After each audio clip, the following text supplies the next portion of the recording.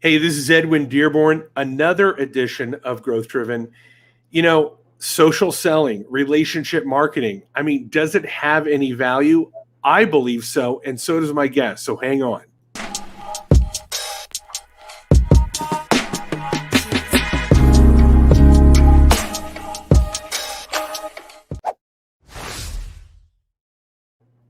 Hey, this is Edwin Dearborn, another edition of Growth Driven.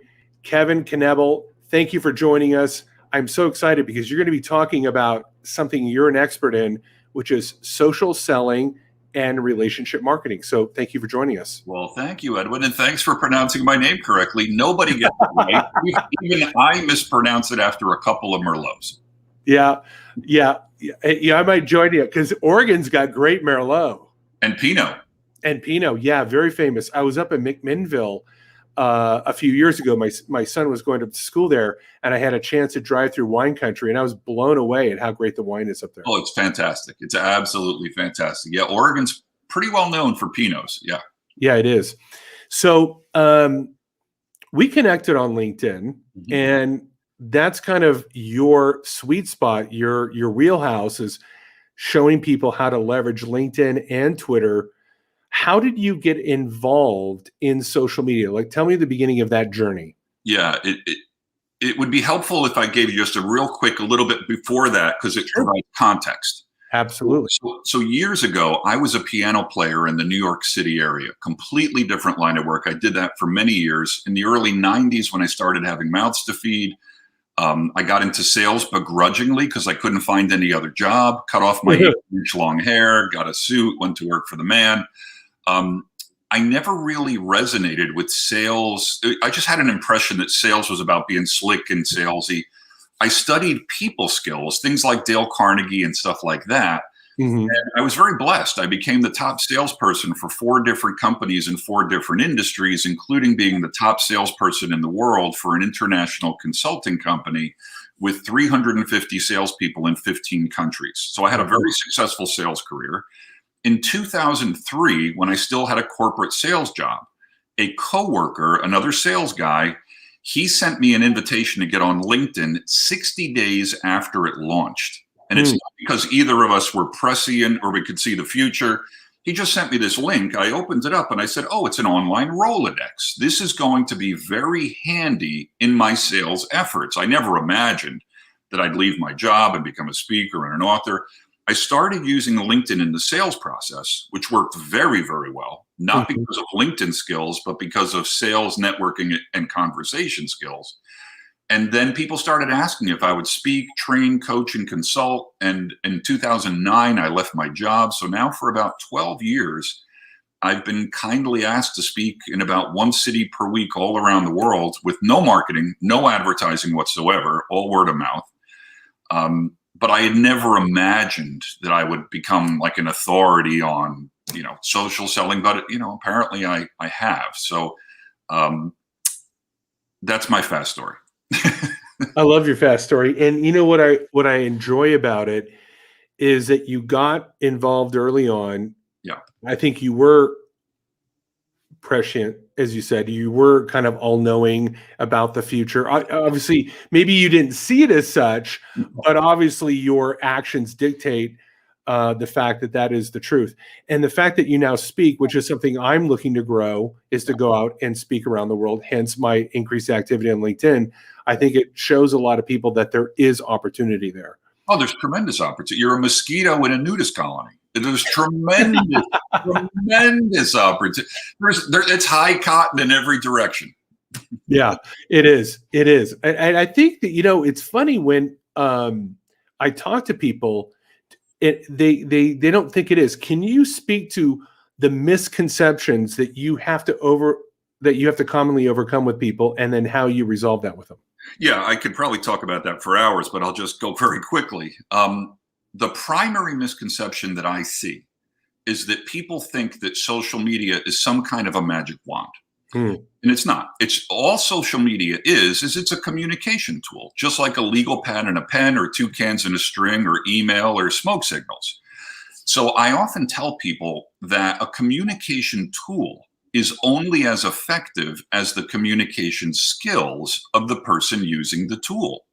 So many people think, oh, I need to get a LinkedIn account and that'll just make the clouds part and money will fall out of heaven. So I'm going to say something a little bit sharp and pointed, but I was born and raised in New Jersey where they eat their young.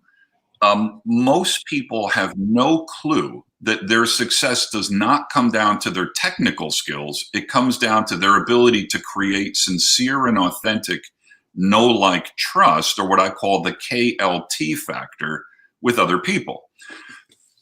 In a nutshell, for every minute somebody is studying how social media works, they should be spending 9 minutes studying human nature and conversation and relationship building skills. Because if a person is a bull in a china shop before they get on social media, now they're just a bull in a china shop on social media. So there's a lot of irony in here. It's not about figuring out algorithms. It's about figuring out how can you convert a stranger into a client and a referral source. Does that, from a high level, Edwin, does that make sense? Yeah. Instead of getting on the algorithm, we need to get on the heart rhythm, the emotional. I've never heard it. I might steal that one. Please do. And please invite me on your speaking gigs, because I would love to talk about. But you bring up a great point, which is I think everybody's trying to look at the technical stuff, and they forget that the person at the other end of the technical stuff is a human being. Yes, that's absolutely true. I heard a guy named Bob Berg. I don't know if you're familiar with that name, but Bob's an international speaker and author like me. He's been doing it probably 25 years longer than me. But back in '94, back when the earth was cooling, I heard this guy utter this sentence, and it has completely changed the way I do business, and it allowed me to become the top salesperson in all those companies. Here's the sentence. And before I tell you the sentence, I say this in the first 5 minutes when I'm on stage anywhere on earth, and everybody in the audience agrees with it. But an intellectual understanding is very different than an experiential understanding. Here's the statement. All things being equal, people will do business with and refer business to people they know, like, and trust. Everybody nods when they hear that. But then I look at the audience and I go, well, you're nodding like you agree. If you agree with that, then tell me what you are doing on a daily basis to deepen your understanding of know, like, trust. And that's when you hear the crickets. Because they think, oh yeah, that makes total sense. Well, if you really understood it, you would be spending your time deepening your understanding of know, like, trust. Yep.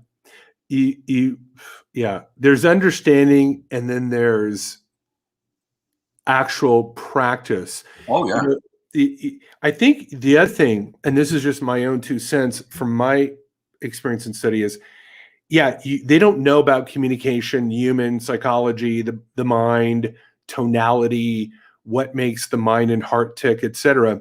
But I also think the other point is, even if they do you have a system and a process in place to follow every day?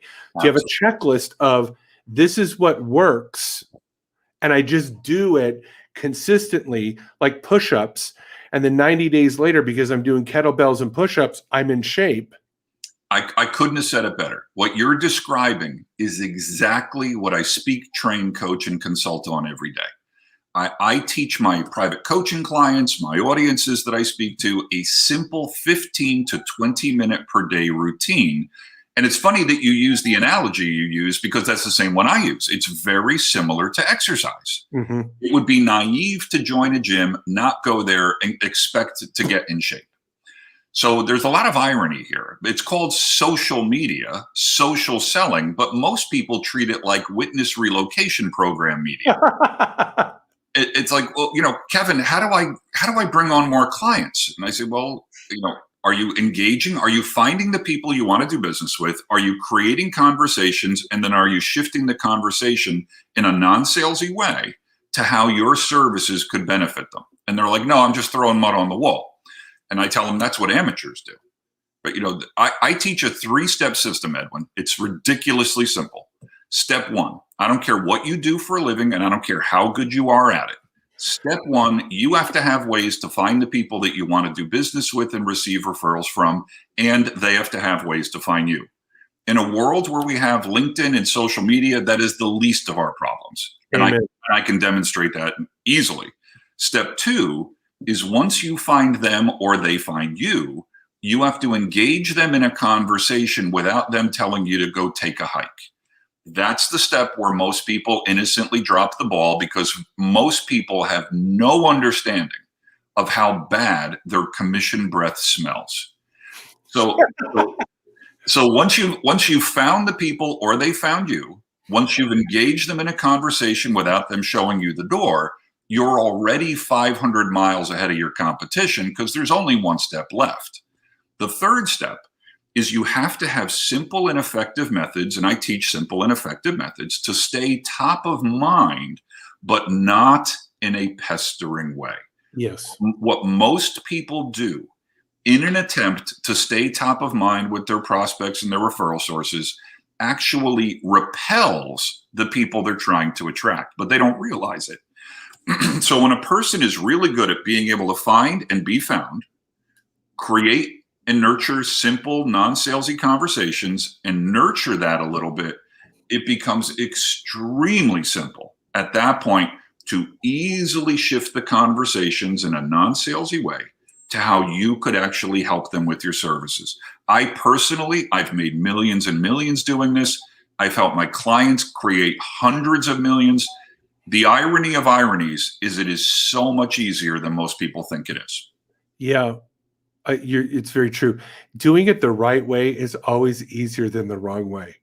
If you've got the right tools. I'm not trying to be Aristotle with this next statement, but here's the way it looks to me. If you're looking for a solution to a problem, can you think of any problem you've ever had in your life, in any area of your life, physical, financial, relationships, business, health? Can you think of any problem you've ever had that was solved by adding complexity to it? I can't think of one. So the answer is always simplicity. Mm-hmm. Now, it's hard to remember that in the moment when there's 1,000 things competing for your attention. But if the answer is not simple, it's probably the incorrect answer. Wholeheartedly agree.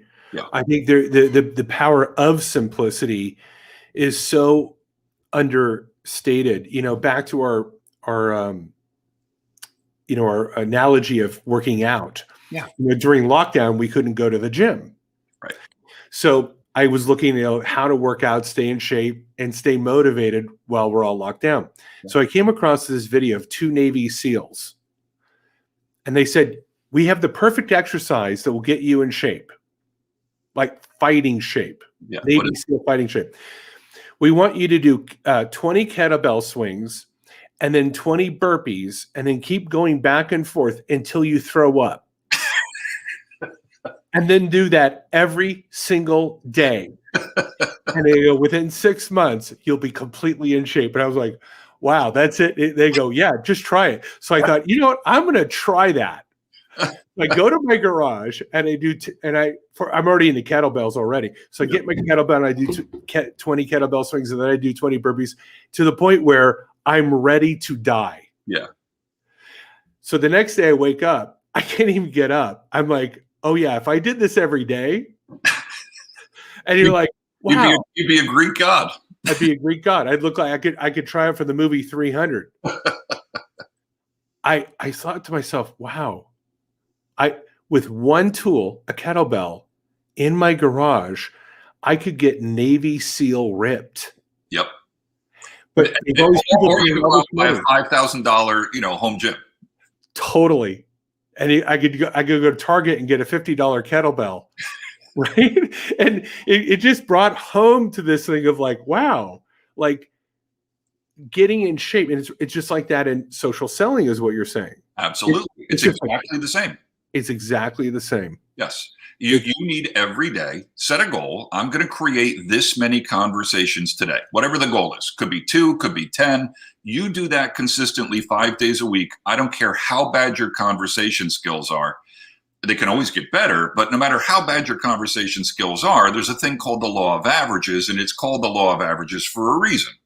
You create enough conversations with the people you want to do business with and receive referrals from, It's just a matter of time. Yeah. It reminds me of a quote. I forgot who said it. What you lack in skill, you can make up for in numbers. That's very true. Now, I'm not saying don't increase your skill, but the point is, if you're just learning, make up for it in numbers. Absolutely. So you go out and speak around the world. Yeah. You teach people this. What are some of the things, what are the common aha moments that you see happen in the crowd where they go, wow, that kind of changed my world? Well, here's the first one. And don't expect any quantum physics in this interview, because as you and I have been talking about for the last 3 minutes, my answers will always be simple. Okay. Yeah. Mm-hmm. Well, you and I did no prep for this interview. There is no, which is my preferred way to do it. Okay. So I'm going to ask you a question and I'll bet $1 you can give me the last word. Okay. Finish the sentence for me. You only have one chance to make a good first impression. Perfect. That's always been true. It's always going to be true. Everybody agrees with that. And then I ask them, as soon as they agree with it, I go, have you looked at your LinkedIn profile lately? And then they go, oh, oh crap. I got on LinkedIn 10 years ago. I forgot my password. I should be doing something with it. So I'm going to make some bold statements here. There's about 760 million people on LinkedIn. I would bet a huge bag of $20 bills that 95% of those LinkedIn profiles deliver a horrendous first impression.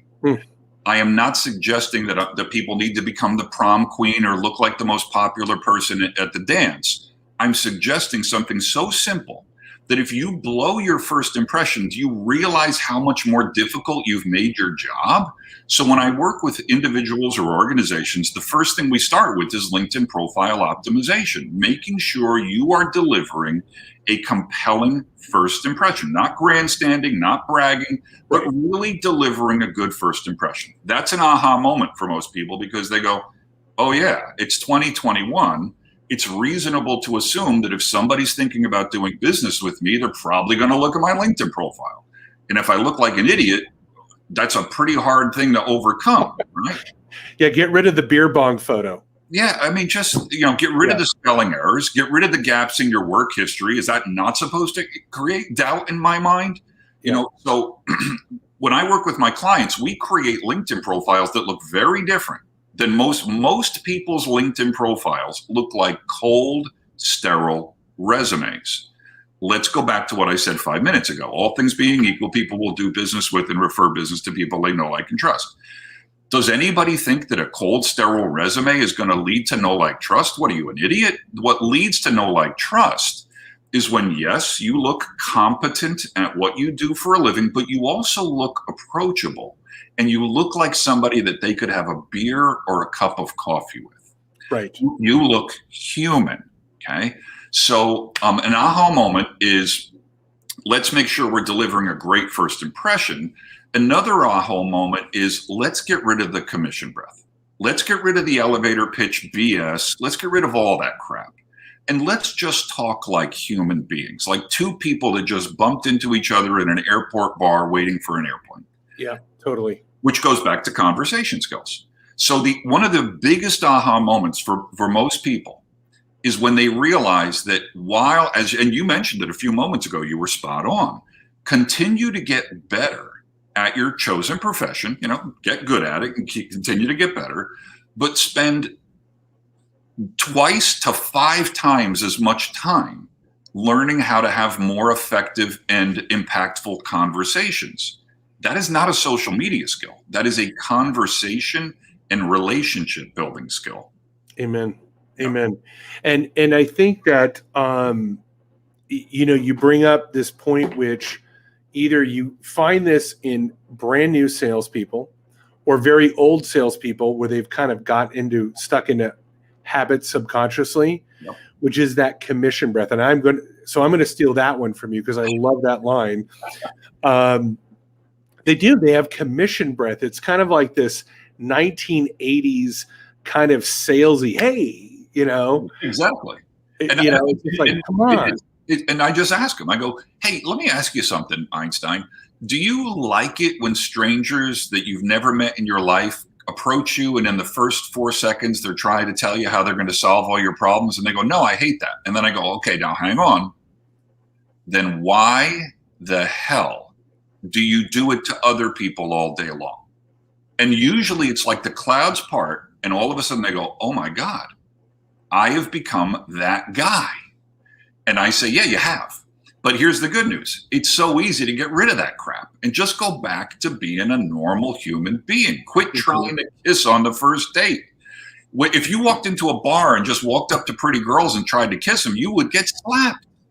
And then I go, you do it all day long in business, and you wonder why. If you have phone calls that don't get returned, emails that go into a black hole, and prospects that join the witness relocation program, I can assure you, you are not leaving a trail of no like trust behind you. Yeah. I like that. And I also think that, to your know, like, trust, somebody told me the other day, he's like, I treat my email as a conversation tool, not a marketing tool. Yeah. I liked that. I was like, oh, wow. Great insight. And he goes, and I lead with insights. Yeah. I call it, if you ever read my book, I call it being a value generator. Love that. Value generator. Great. And hey guys, if you're just joining right now, Kevin here is dropping so much knowledge bombs. Oh my gosh. You guys need to go get his stuff. And his website is down below, kevinknebl.com. That's KNEBL.com. I'll be putting the link in the YouTube video after it uploads and into all the podcasts. So if you listen to this 6 months from now and you find Kevin and myself in this interview, you will be able to find the link and reach out to him. He's got some courses, online courses for like $197 and up. He's got a book. He's got coaching. So if you're needing help in really upping your social selling and relationship marketing skills, I suggest you reach out to Kevin immediately. So Kevin, what are so many other aha moments that you kind of come across when you're speaking? Let's go back to the value generator thing. Okay. So once you've identified an individual that you want to do business with, whatever do business with means, mm-hmm. and you've created some kind of simple conversation, not an elevator pitch, nothing like that. Take a sincere interest in them, as Dale Carnegie taught in How to Win Friends and Influence People. You need a system for staying top of mind. What most people do to stay top of mind is they have a newsletter or something like that. And let's just call what most of those are thinly veiled sales pitches. Yep.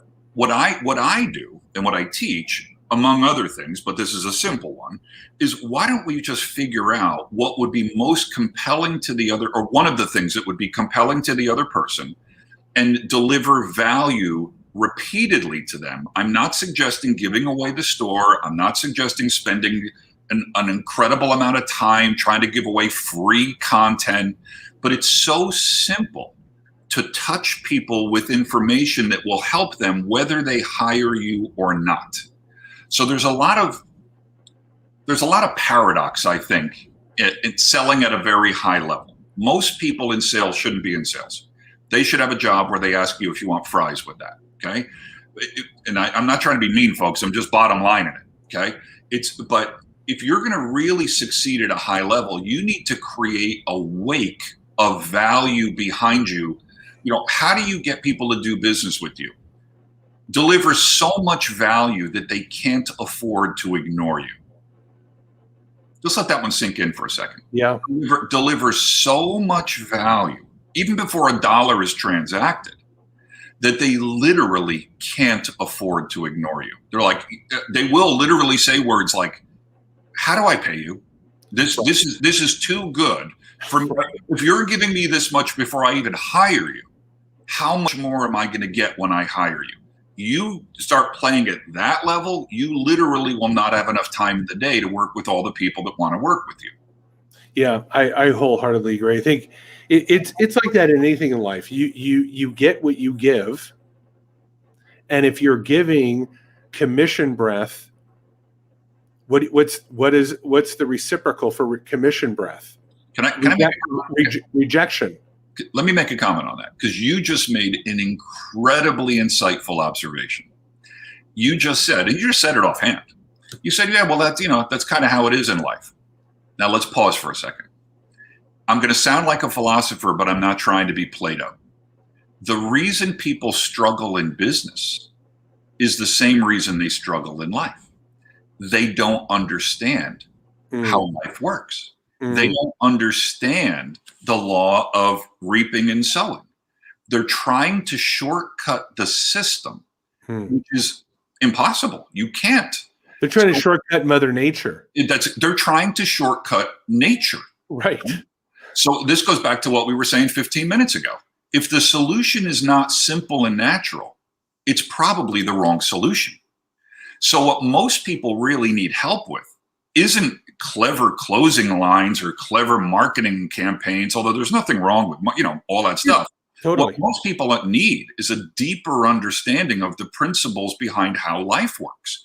Those 3 steps that I articulated 5 or 10 minutes ago, those are the same 3 steps you did to find your spouse. Those are the same 3 steps you did for every client you've ever brought on board and every job you've ever gotten. And you can't prove me wrong. With your spouse, when you met, do you have a significant other, Edwin? Not at this point, I'm divorced, but yes, when I did meet her and we got Yes. married, it was because of having organic, natural, deep conversations. So give me the first name of that person. Carly. When you first met Carly, were you attracted to Carly? Oh yeah, very much Well, so. I'm assuming you immediately grabbed her and started kissing her, right? No, Why didn't you do that? because I know that for me to have a long-term relationship, I had to put value there that I was the right individual. That's a very articulate answer, but I'm going to make it even simpler. The reason you didn't grab Carly and start kissing her is because you realized that would have been so inappropriate, right? Yeah. It didn't turn you into a creepy guy. You just realized you don't walk up to a pretty girl named Carly and start trying to make out with her. Yep. I'm going to predict. So, number one, you accomplished step 1. You and Carly crossed paths at some point somewhere. I don't care where. I don't care how. It's irrelevant. You crossed paths. You identified Carly as somebody you wanted to do something with. Mhm. Instead of jumping on her like a pit bull on a mailman, you started a conversation. Oh, wait a minute. Isn't that my step 2? Start a conversation, not a thinly veiled sales pitch. Yep. And then I'm going to guess, tell me if I'm right or wrong, I'm going to guess that escalated to a cup of coffee, a movie, a date, and at some point, you and Carly kissed. Mhm. Now, you didn't deconstruct this and psychoanalyze it and go, okay, I've created enough know, like, trust now to kiss Carly. No, it was a natural progression. Yep. The reason why people struggle in business is because they are trying to do things that are unnatural. It's never any more complicated than that. Not So much complicated. what people need to do is actually, and this is what most type A's hate to hear, you need to actually slow down to speed up. Yep. That's what you need, because the only way you can create sincere and authentic know, like, trust with people is by actually slowing down and connecting with them. And here's the irony of ironies. When you actually slow down, you will get where you want to go so much faster than if you're running at Mach 5 with your receding hairline on fire. So an aha moment is the reason why most people are stressed out of their gourds is because they're trying to violate the laws of nature. Just relax. Get good at what you do for a living. Get even better at conversations, and you will literally put yourself in a position where people will go out of their way to do business with you. Absolutely. I mean, let me reiterate something you just said. Get good and get better at what you're doing, but get even better at conversations. If you're a competent individual, do you watch any of the podcasts from Jordan Peterson? I don't. Okay. So Jordan Peterson, there's a video of his that I had transcribed because it was so transformational for me. It's like a 7-minute video. Yeah. And he talked about get your words right, become an articulate beast. And I'm shortening it, but basically become very, very good at conversation. Yeah. Really understand how to deeply communicate, move people with your words, get your words right, become an art. And I had the shirt made for my friend and I because we love that quote. And it's got a lion with a top hat and it says articulate beast. I love that. I love it. I mean, doesn't that just make sense that if you are good at conversations, you can always learn a profession.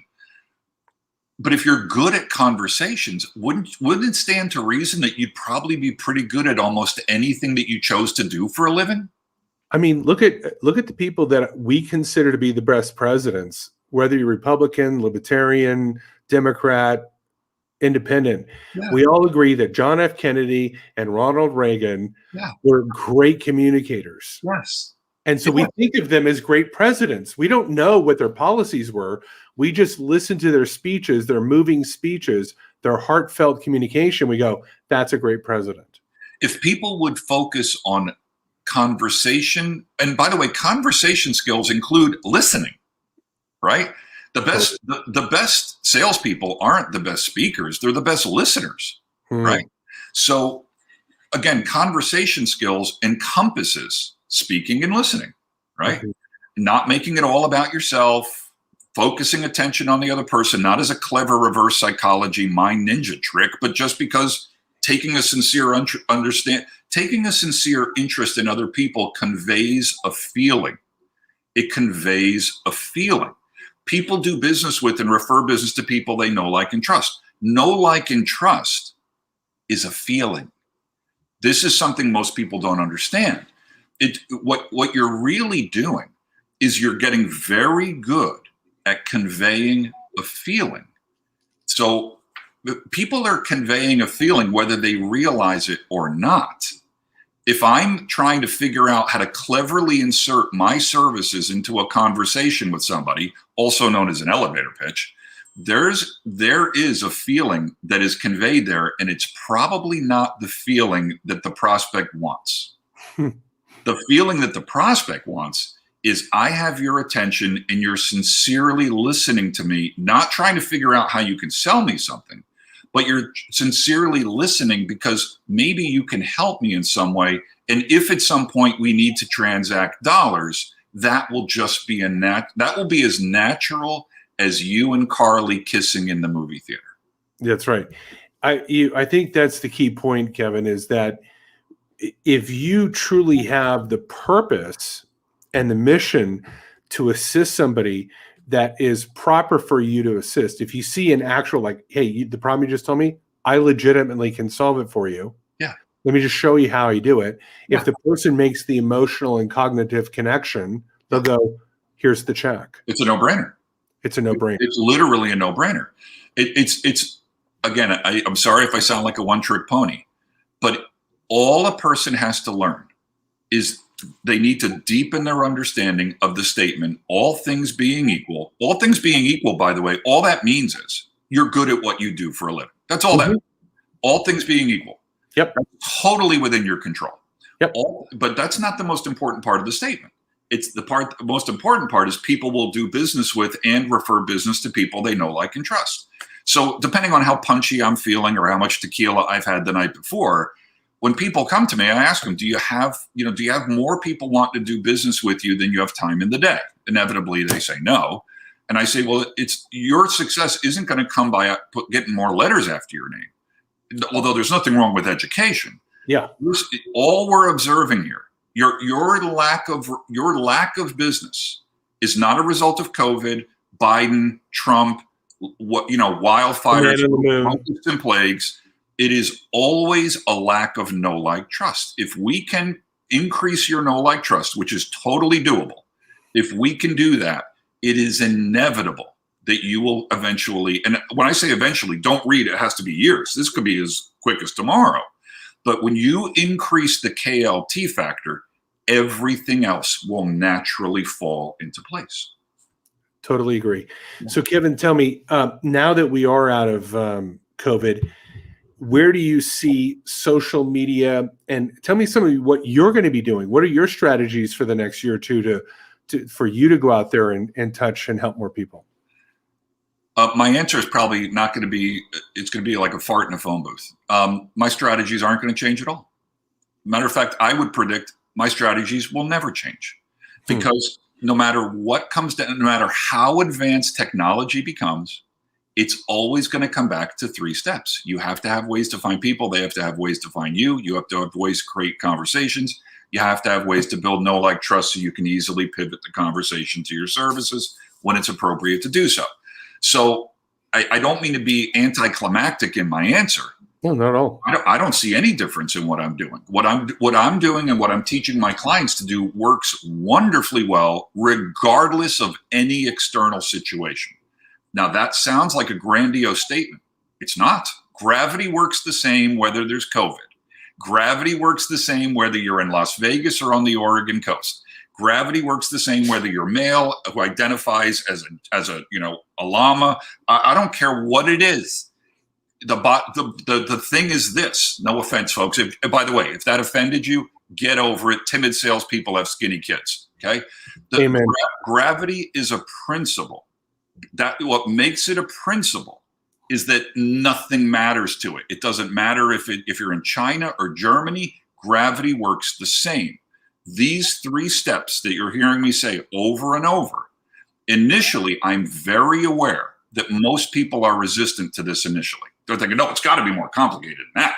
I need SEO. I need, no, all you need to do is have a way to find people. They can find you, get them in a conversation, build some know, like, trust. Kevin, it's got to be more complicated than that. Really? Then why am I making millions and why are you struggling? Yeah, I know. Again, it's hard for people to confront the fundamentals. Somebody said to me yesterday, he goes, the reason why people don't want to confront building a strategy is because, and that would be effective, is they're going to have to confront their ineffectiveness. Let's go back to the kettlebells. Once you know about the kettlebells, why would you waste time buying a $5,000 Peloton? No offense to Peloton. But I mean, the funny video that you watch with the Navy SEAL, he gave you the answer. Yeah. Now it was up to you whether you liked the answer or not, but he gave it to you. Yep. The question at that point becomes, how badly do I want to get ripped? That's right. How badly am I willing to commit to work out for 20 minutes till I throw up? What a simple, life-changing understanding. Yeah, I agree. Hey, Kevin, I've really, really enjoyed our talk today. And if you come out with a new book, please reach out to me.